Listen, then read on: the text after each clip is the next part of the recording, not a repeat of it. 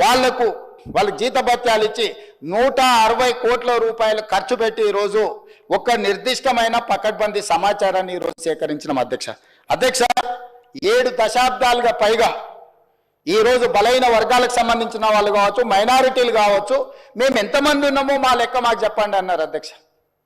కనీసం మాకు నిధులు, మా రిజర్వేషన్లు, లేకపోతే మా ఉద్యోగ ఉపాధి అవకాశాలలో మేము మా భాగం అడగాలి అని అంటే కనీసం మా లెక్క తేల్చండి అని అంటే ఎవ్వరు కూడా వాళ్ళ మొలకించిన వాళ్ళు లేరు అధ్యక్ష.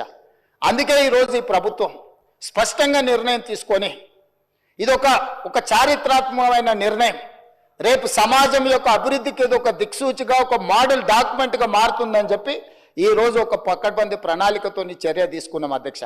అందుకే ఈరోజు కమిషన్ ఇచ్చిన నివేదికను క్యాబినెట్ సబ్ కమిటీ స్వీకరించి ఈరోజు ఉదయం క్యాబినెట్లో దాన్ని చర్చ పెట్టి క్యాబినెట్లో ఆమోదింపజేసి ఈరోజు ఈ సభలో ప్రకటన చేస్తున్నాం అధ్యక్ష. ఎందుకంటే దీనికి పూర్తి స్థాయిలో చట్టబద్ధత కల్పించాలి.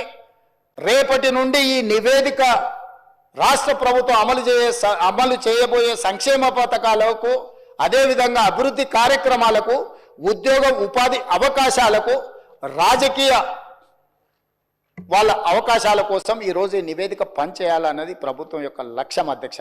అందుకే ఈరోజు 46.25% ఉన్న బీసీలు, ఏబిసిడి, అదేవిధంగా ఈ గ్రూప్లో ఉన్న ముస్లిం మైనారిటీ బీసీలు ఏదైతే 10.08 ఉందో మొత్తం 56% పైగా ఉన్న బీసీలు అందరికీ కూడా ఈ రాష్ట్రంలో సముచితమైన గౌరవము, స్థానము కల్పించాలన్న ఆలోచనతోటి ఈరోజు ఈ ప్రభుత్వం ఈ నిర్ణయం తీసుకొని ముందుకు వచ్చింది అధ్యక్ష.